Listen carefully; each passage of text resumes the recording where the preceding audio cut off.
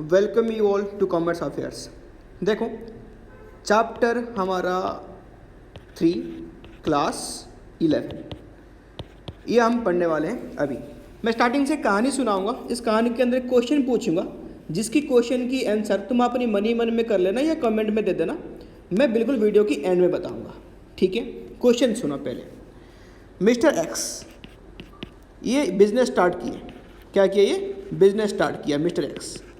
और इसकी पापा उसको बोल रहे हैं, फादर भी एक बिजनेसमैन थे पुराना, ये बोल रहे हैं बेटा देख, अगर तू बिजनेस स्टार्ट किया इसको लॉन्ग टर्म तक लेके चलियो, यानी लॉन्ग रन में लेके चलियो। ऐसा नहीं कि इस आज स्टार्ट कर दिया फिर 2 साल बाद इसको बंद करके घर भाग गए, ऐसा नहीं करना। पैसेंस रखना और इस बिजनेस को क्या करना, लॉन्ग टर्म तक के लिए लेके चलना साथ में, नहीं लंबे टाइम के लिए, मोर देन 10 ईयर 5 ईयर या कुछ भी बोलते हैं उसको।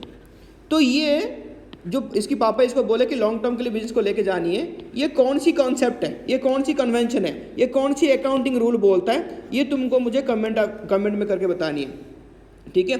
कमेंट बॉक्स में भर देना कि आंसर कौन सा जिसके कम अच्छा आएगा मैं इसको हार्ड मार्क्स कर दूंगा, ठीक है। बाकी इसकी आंसर मैं कब दूंगा, वीडियो की एंड में। चलो स्टार्ट करते हैं। टोटल जो अकाउंटिंग कॉन्सेप्ट है और अकाउंटिंग जो कन्वेंशन है एक्चुअली है क्या, देखो ये क्या है, एक सेट ऑफ गाइडलाइन है। सेट ऑफ क्या है, यहाँ पे गाइडलाइन रूल्स है ये, यानी कौन सी रूल्स पे हम बेस करके अकाउंटिंग की जो प्रैक्टिस है, जर्नल एंट्री करना, लेजर करना, जो भी करना, हम उसको करते हैं कैसे, ठीक है, किसको फॉलो करते हैं, किस तो रूल तो लिखा होगा, उस रूल को हमने डिवाइड कर दिया कॉन्सेप्ट एंड कन्वेंशन में, ठीक है। कॉन्सेप्ट कन्वेंशन क्या है, गैप क्या है और ICI क्या है, ये सब ये इंस्टीट्यूट के बारे में मैं अभी नहीं बता रहा हूँ, मैं अभी ओनली तुम्हारा टॉपिक ही पढ़ा रहा हूँ तुम लोग को। इसके बारे में कोई और वीडियो बनाऊंगा मैं, ठीक है। अभी टॉपिक सुन लो एक्चुअली चैप्टर में क्या है, जो तुम्हारे एग्जाम में क्वेश्चन में आएगा, ठीक है। पहले जो टोटल कॉन्सेप्ट है, प्रिंसिपल्स है, उसको हमने 2 पार्ट में डिवाइड करके रखी है। एक फंडामेंटल कॉन्सेप्ट है और एक तुम्हारा क्या है, ओनली अकाउंटिंग कॉन्सेप्ट है। फंडामेंटल हम 3 कॉन्सेप्ट पढ़ने वाले हैं, बाकी जो अकाउंटिंग वाले में हम 11 पढ़ने वाले हैं। ये 14 जो कॉन्सेप्ट है ये अभी होने वाला तुम्हारा कंप्लीट। चलो फटाफट से स्टार्ट करते हैं। पहले गोइंग कंसर्न एजम्पशन, यानी क्या बोला है पहले सुन लो इसको।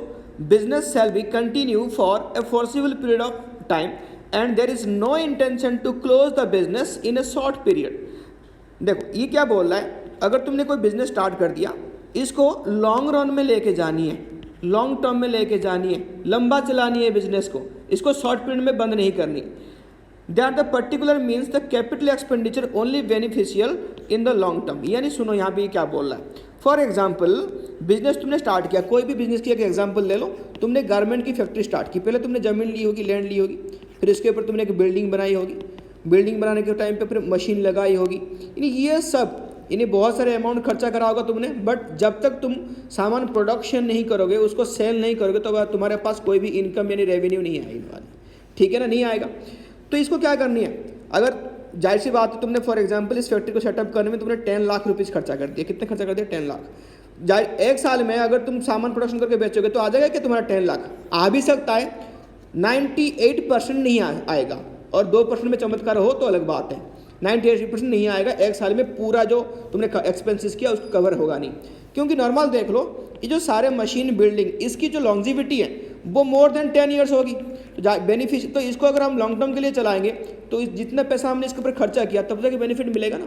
तो इसलिए क्या बोला, it is only benefit the capital expenditure only beneficial in long run, यानी अगर तुम इसको लॉन्ग रन में लेके जाओगे तब जाके कहीं ना तुम जो कैपिटल एक्सपेंडिचर यानी जो लैंड, जो एसेट्स के ऊपर तुमने खर्चा किया वो जाके रिकवर होगा, नहीं तो नहीं हो पाएगी, ठीक है।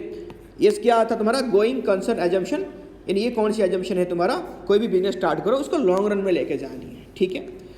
Second consistency assumption, once a practice is followed और applied that should be continued year after year. यानी तुमने कोई भी अकाउंटिंग प्रैक्टिसेस, फॉर एग्जांपल हम अकाउंट में क्या निकालते हैं, डेप्रिसिएशन, तुमने क्या करा, इस साल SLM मेथड को फॉलो करा।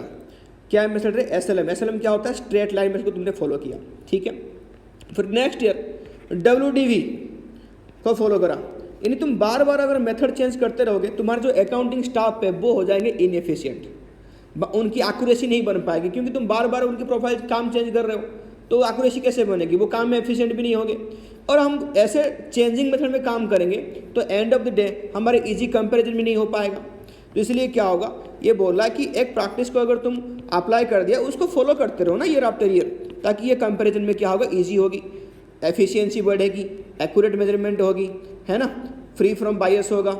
ये बायस, ये पता, ये स्पेलिंग गलत है, बायस, बायस, पार्शियलिटी, बायस, ठीक है। आगे देखो, एक्रूअल एजम्पशन, इसका क्या एजम्पशन है एक्रूअल में, transactions are recorded when they are entered into whether the amount is realised और नॉट। यहाँ पे देखना, which include prepaid expenses, outstanding expenses, accrued income and income receive in advance. इसकी मतलब सुन लो, accrual assumption, accrual, assume at कि तुम्हारा जो ट्रांजैक्शन इनकम तुम्हारा हो गया। मैं एक बढ़िया एग्जांपल देकर समझा रहा हूँ, सुनो। फॉर एग्जांपल तुमने कोई भी सामान यहाँ पे सेल किया, मान लो 10,000 की सामान सेल किया, बट तुमको क्या हुआ, उसने 7,000 ही पे किया, बाकी बोला मैं 3,000 रुपये बाद में पे करूँगा। तुम अपनी इनकम में कितनी दिखाओगे, इनकम में कितना दिखाना पड़ेगा, नहीं ये हो गया रिसीव्ड अमाउंट और ये हो गया रिसीवेबल अमाउंट, ठीक है। तुम टोटल कितना शो करोगे अपनी इनकम में, शो करोगे कितना, 10,000 रुपये शो करोगे, यानी 7,000 रुपये अभी तुम्हारा क्या था, मिल गया, और 3,000 रुपये मिलने वाली है। वही बोल रहा है एक्रूअल एजम्पशन, यानी ट्रांजैक्शन रिकॉर्ड करना when it is entered into, जब हो गया तभी रिकॉर्ड कर देना जितने अमाउंट की हुआ, ऐसे नहीं कि 3,000 रुपये जब वापस आएगा तब रिकॉर्ड करोगे। इसलिए यहाँ पे एडजस्टमेंट एंट्री यहाँ पे आती है, क्या, प्रीपेड एक्सपेंसेस, हमने किसको एडवांस में पे कर दी, आउटस्टैंडिंग एक्सपेंसेस किसको बाद में पे करेंगे वो भी रिकॉर्ड करेंगे, एक्रूड इनकम यानी हमने काम कर दिया, पैसा हमारे पास आने वाली है, अभी तक आई नहीं, वो भी रिकॉर्ड करेंगे, इनकम रिसीव इन एडवांस, किससे हमने एडवांस में पैसा ले ली, बाद में पे करने वाले हैं, बाद में काम करने वाले हैं, तो वो भी इसमें इंक्लूड होगा, ठीक है। तो ये क्या हो गया, एक्रूड। ये हो गया 3 फंडामेंटल। अब नेक्स्ट चलो, अब आ जाओ कॉन्सेप्ट में। यहाँ पे मैं जो बोला था कि 11 कॉन्सेप्ट पढ़ने वाले हैं, तो ये 11 कॉन्सेप्ट पढ़ो। सुनो, पहले क्या हुआ, बिजनेस एंटिटी कॉन्सेप्ट, यानी ये कॉन्सेप्ट क्या बोलता है, जो बिजनेस है, जो ओनर है, जो मालिक है बिजनेस का, वो सेपरेट है किसमें, अपनी बिजनेस से, वो अपनी बिजनेस से क्या है, अलग है। बट यहाँ पे देखना, ये अकाउंटिंग पॉइंट ऑफ व्यू से है, कौन सी पॉइंट ऑफ व्यू से, अकाउंटिंग पॉइंट ऑफ व्यू से है। बट अगर हम लीगल पॉइंट ऑफ व्यू से देखेंगे, लॉ के हिसाब से देखेंगे, तो दोनों क्या है, एक है। यानी अगर मान लो ओनर कोई क्राइम, बिजनेस में कोई क्राइम हो गया, जाहिर सी बात है ओनर ने किया इसको, तो लीगल पॉइंट ऑफ व्यू में क्या हुआ, दोनों एक है। बट हम यहाँ पे क्या पढ़ रहे हैं, अकाउंटिंग पॉइंट ऑफ व्यू, तो उसमें ओनर अलग है और बिजनेस क्या है, अलग है, ठीक है। इसलिए जिस टाइम पे कोई भी ओनर आप बिजनेस स्टार्ट करता है अपना, तो वो क्या इन्वेस्टमेंट करता है, कैपिटल यहाँ पे देता है बिजनेस को, तो उसको हम क्या बोलते हैं कि इंटरनल लायबिलिटी, क्या बोलते हैं इसको, इंटरनल लायबिलिटी, याद रखना। Next, number 2, money measurement principle, according account record those transactions which can measure in the terms of money, यानी यहाँ पे याद रखना, जो अकाउंट में, बुक्स ऑफ अकाउंट में वही ट्रांजैक्शंस रिकॉर्ड होंगे, वही ट्रांजैक्शंस रिकॉर्ड होंगे जो किस में हो जाएंगे, वही ट्रांजैक्शन रिकॉर्ड हो जाएंगे जो मनी में मेजरमेंट हो सके। यानी कोई भी हमने ट्रांजैक्शन किया, ये कितने पैसे का है, अगर ये पैसे में हो गया मेजर, तो हम बुक्स ऑफ अकाउंट में रिकॉर्ड करेंगे। Otherwise qualitative aspect like love, affection, honesty, hard work are not record in the books of account. For example, तुम्हारे कंपनी में कोई एक एम्प्लॉई है, बहुत हार्डवर्क कर रहा है, अपना समझ के सारे काम करता है वो, बट हम उसको क्या पे करते हैं, ओनली सैलरी पार्ट पे करते हैं, वही रिकॉर्ड करेंगे। बट उसकी जो ऑनेस्टी की वैल्यू, उसके लिए बिजनेस को भले ही फायदा होता हो, बट उसको हम रिकॉर्ड नहीं कर सकते, ठीक है। Number 3, accounting period principle, accounting period, इसका मतलब क्या है, इसका मतलब यह सुनो, हर एक बिजनेस की परफॉर्मेंस यानी चाहे बिजनेस को प्रॉफिट हो रहा हो या बिजनेस को लॉस हो रहा हो, अगर हमको चेक करनी है, हम तो वेट नहीं करेंगे जब बिजनेस बिल्कुल खत्म हो जाएगा, बंद हो जाएगा, तब जाके देखेंगे, ऐसा होगा क्या, नहीं होगा। क्योंकि बिजनेस की परफॉर्मेंस डेली मेजर करना जरूरी है। डेली मतलब कोई एक टाइम इंटरवल में मेजर करना बहुत जरूरी है। तो इसलिए क्या करा हमने, पूरा बिजनेस की लाइफ को हमने छोटे छोटे पीरियड में डिवाइड कर दिया। मैं भी, अब एक्चुअली में क्या होता है, तुमने निफ्टी 50 के बारे में सुना होगा, ये नॉर्मल कंपनी जो कंपनी होती है वो क्वार्टरली अपने रिजल्ट निकालती है। फर्स्ट क्वार्टर कब से लेकर कब तक होता है, फर्स्ट क्वार्टर 1 अप्रैल से लेकर जून तक होती है फर्स्ट क्वार्टर। फिर next second quarter, third quarter, यानी हर क्वार्टर की एंड में बिजनेस क्या होती है, अपनी रिजल्ट निकालता है। रिजल्ट क्या होता है, यानी बिजनेस को कितना प्रॉफिट हुआ है, कितना लॉस हुआ है, सेल कितना हुआ है, यही तो है बिजनेस की नंबर्स, है ना। तो यानी बिजनेस की पूरा लाइफ को हमने छोटे छोटे पीरियड में डिवाइड कर दिया ताकि उसको बिल्कुल रेगुलर टाइम इंटरवल में इसकी परफॉर्मेंस को हम मेजर कर सकें। इसको हम क्या बोलते हैं, अकाउंटिंग प्रिंसिपल। जैसे तुम अभी बुक में पढ़ोगे कि तुम्हारा जो अकाउंटिंग पीरियड होगा वो 1 अप्रैल से लेके कब तक होगा रे, 31 मार्च तक होगी। कब तक होगा, 31 मार्च तक। ये तो अगर तुम्हारा जो बैलेंस शीट बन रहा होगा हमें से देखना मैक्सिमम टाइम पे, ये कब बन रहा होगा, 31 मार्च में बन रहा होगा, ठीक है। Next, full disclosure principle. ये कौन सी प्रिंसिपल है, full disclosure principle. It means the complete accounting record should be disclose to all its users so that they can take timely decision. यानी जो फुल डिस्क्लोजर प्रिंसिपल है वो क्या करता है, जो अकाउंटिंग हमने बनाया, जनरल एंट्री बनाया, लेजर बनाया, उसको पोस्टिंग किया, फिर ट्रायल बैलेंस बनाई, प्रॉफिट एंड लॉस अकाउंट बनाई, ये सारे जो अकाउंटिंग इन्फॉर्मेशन है इसकी यूजर्स को, यूजर्स कितने टाइप की होती हैं, 2 टाइप की होती हैं। कौन सी होती है, मुझे कमेंट में पक्का करना कि हाँ यूजर इतने टाइप की होती है, तुमने पढ़ चुके हो इसको ऑलरेडी, ठीक है। फुल डिस्क्लोजर प्रिंसिपल, इसमें क्या हुआ, ये सारे जो अकाउंटिंग हमारे एंट्री है वो सबको डिस्क्लोज करनी है ताकि कोई मैनेजमेंट हो चाहे कोई भी यूजर्स हो अपने हिसाब से अपनी डिसीजन ले सके। नेक्स्ट लिखा है मेटेरियलिटी प्रिंसिपल। इसका मतलब क्या है, refers to importance of an event, यानी कोई भी एक बिजनेस ट्रांजैक्शन पूरा बिजनेस के लिए कितना मैटर करता है तो उसको क्या बोलते हैं, मेटेरियलिटी प्रिंसिपल। इसको दिखाना जरूरत है कि नहीं जरूरत है। फॉर एग्जाम्पल तुम्हारे बिजनेस 20 करोड़ की है, तुमने कहीं 100 या 200 रुपये की खर्चा कहीं में किसी ने किया हुआ तो ये इतना मैटर नहीं करता है, इसको सबको मत दिखाओ। अगर मान लो यहाँ पे 2 लाख की वही खर्चा तो यहाँ पे तुमको दिखाना पड़ेगा क्योंकि ये डिसीजन टेकिंग में क्या करेगा, हेल्प करेगा, मदद करेगा, ठीक है ना। ये होता है मेटेरियलिटी कंसेप्ट। नेक्स्ट देखो, प्रूडेंस प्रिंसिपल और कंजर्वेटिज्म प्रिंसिपल। ये कौन सी प्रिंसिपल है, सुनना है इसमें। इसका मतलब है हमेशा कोई भी business do not anticipate the profit, profit को एंटिसिपेट करता ही नहीं है, but provided for all possible losses. Provide का मतलब क्या होता है, बिजनेस हमेशा लॉस के लिए प्रिपेयर होता है, इसके लिए वो रिजर्व्स, प्रोविजंस, ये सारे अपने पास रखता है, ठीक है। तो यानी मान ले फ्यूचर में, फ्यूचर क्या है, अनसर्टन है तो कुछ भी हो सकता है, इसलिए प्रॉफिट के लिए कभी एंटिसिपेट नहीं करना, हमेशा क्या पॉसिबल के लिए, ऑल पॉसिबल लॉस के लिए रेडी रहना। रेडी कैसे रहोगे, by keeping reserves and provisions, ठीक है। नेक्स्ट, कॉस्ट कॉन्सेप्ट या हिस्टोरिकल कॉन्सेप्ट, ये बोलते हैं कॉस्ट कॉन्सेप्ट या हिस्टोरिकल कॉन्सेप्ट। क्या है यहाँ पे, accounting records the value of assets they acquire. यानी यहाँ पे क्या बोला है, फॉर एग्जाम्पल तुम मार्केट में गए, तुमने कोई मशीन परचेज की है 1 लाख की, कितनी करी रे, 1 लाख की तुमने मशीन परचेज करी। तो जो 1 लाख की तुमने मशीन परचेज तुमने करी तो उसी को ही तुम रिकॉर्ड करोगे अपनी बुक्स ऑफ अकाउंट में। मान लो नेक्स्ट डे उसकी मार्केट वैल्यू 1,20,000 है, तुम्हें कोई फ़र्क नहीं पड़ने वाला, ठीक है। यानी जितना तुमने करा, क्या नहीं 1 लाख की तुमने मशीन ली, 1 लाख ही तुम अपनी बुक्स ऑफ अकाउंट में रिकॉर्ड करोगे। इसको क्या बोलते हैं, हिस्टोरिकल कॉस्ट। कम जितने में ले ली वही तुम्हारे लिए बुक वैल्यू है, वही बुक में रिकॉर्ड होगी। मार्केट वैल्यू चाहे कितने भी हो उससे कोई फ़र्क नहीं पड़ता। उसके बाद यहाँ पे थोड़ा सा स्पेलिंग गलत है, ये हैचिंग नहीं, मैचिंग कॉन्सेप्ट है, मैचिंग कॉन्सेप्ट है, matching concept and matching principal. यानी हर साल हमने अभी किसकी बात की, बिजनेस की परफॉर्मेंस को मेजर करेंगे। कैसे करेंगे रे, बिजनेस में प्रॉफिट हो रहा है कि लॉस हो रहा है, कैसे करेंगे, total revenue of the business minus total expenses. Total revenue minus total expenses को माइनस कर दो तो क्या आ जाएगा तुम्हारा, TR minus TE, total revenue minus total expenses.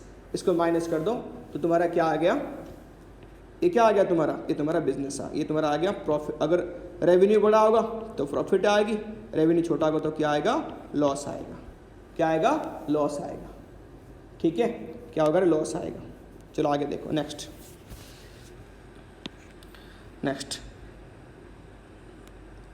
Dual aspect और डुअलिटी प्रिंसिपल। ये कौन सी प्रिंसिपल होती है, सुनो, डुअल एस्पेक्ट और duality principle. Every transaction must have at least 2 aspects, one is debit and other is क्या लिखा, क्रेडिट। एक तुम्हारा क्या होता है, डेबिट होता है और एक क्या होता है, ये क्रेडिट होता है। डुअल एस्पेक्ट या डुअलिटी प्रिंसिपल, ठीक है। देखो तो यहाँ पे डुअल एस्पेक्ट क्या है, यहाँ पे यानी कोई भी ट्रांजैक्शन है यहाँ पे दो एस्पेक्ट होते हैं इसमें, एक होगा डेबिट और एक क्या होगा, क्रेडिट। डबल एंट्री पढ़ रहे हैं। फॉर एग्जांपल देखिए मैं समझा रहा हूँ, Ram started business with cash. तो हम क्या करते हैं, एक हमारे पास हम अपने आप को क्या सोचेंगे, बिजनेस कंपेयर करो तो हमारे पास क्या है, कैश आया। कैश तुम्हारे लिए क्या है, एसेट्स है, तो डेबिट बैलेंस होगी। साथ साथ में कौन सी फॉर्म में आया, कौन दिया, उसको क्या बोलते हैं, उसको हम कैपिटल। कैपिटल बिजनेस के लिए लायबिलिटी होगा तो ये कौन सी बैलेंस होगी, क्रेडिट बैलेंस होगी। हर कोई ट्रांजैक्शन में कम से कम दो एस्पेक्ट तो रहेंगे ही रहेंगे, एक डेबिट होगा तो एक क्या होगा, क्रेडिट होगा। Number 10, revenue recognition concept. अभी हमने पढ़ा था एक्रूअल एजम्पशन, तो वही सेम है। जिस टाइम पे कोई भी ट्रांजैक्शन होगी उस सेम टाइम पे वो रिकॉर्ड होगा। यानी यहाँ पे क्या होगा, मान लो जिस टाइम पे पैसा मिल रहा है उस टाइम पे रिकॉर्ड नहीं करनी, जिस टाइम पे तुमने सामान सेल करी, चाहे पैसा आया हो चाहे ना आया हो, जिस टाइम पे तुमने सामान परचेज करी, चाहे तुमने पैसा दिया हो या ना दिया हो, उसको हम क्या करेंगे, रिकॉर्ड करेंगे। Revenue recognition concept. जब सेल किया तब मान लेंगे हमारा क्या हो गया, रेवेन्यू हो गई, इनकम होगी। लास्ट, वेरीफाइबल ऑब्जेक्टिव और कॉन्सेप्ट। ये क्या है वेरीफाइबल? यानी every transactions of the business should be verify with supporting documents. तुम कोई सामान ले रहे हो, वेरीफाइबल के बारे में बात कर रहा हूँ। सपोर्टिंग डॉक्यूमेंट्स, तुम कोई सामान ले रहे हो, बदले में उसको तुमने पैसा दिया, तुमको क्या मिला, कैश मेमो मिला होगा, नहीं तो एक रिसिप्ट मिला होगा, नहीं तो तुम क्या लेते हो, बिल लेते हो। यानी कोई ना कोई जो ट्रांजैक्शन है वो होता है सपोर्टिंग डॉक्यूमेंट से। यानी अगर कोई सपोर्टिंग डॉक्यूमेंट है नहीं तो वहाँ पे बायसनेस यानी पार्शियलिटी फ्रॉड होने की चांसेस हैं। ठीक है, तुम दुकान जाते हो, कोई सामान लेते हो, बदले में क्या मांगते हो, बिल मांगते हो, भाई बिल दे दे, तो बिल यहाँ पे होनी चाहिए। तो हर कोई जो ट्रांजैक्शन रिकॉर्ड होगा बुक्स ऑफ अकाउंट में, that should be supported by any of the document, चाहे वो अकाउंटिंग। अगर ये देखो जो डॉक्यूमेंट होते हैं वो दो टाइप के होते हैं, इसको बोलते हैं वाउचर। एक होता है अकाउंटिंग वाउचर और एक होगा सोर्स वाउचर। सोर्स वाउचर कौन है, ये सारे जो बिल, रिसिप्ट, कैश मेमो, ये सारे क्या होते हैं सोर्स वाउचर। यानी जहाँ से हमने लिया उसने क्या बिल दिया, फिर उसको हम ला के क्या बनाते हैं, अकाउंटिंग वाउचर।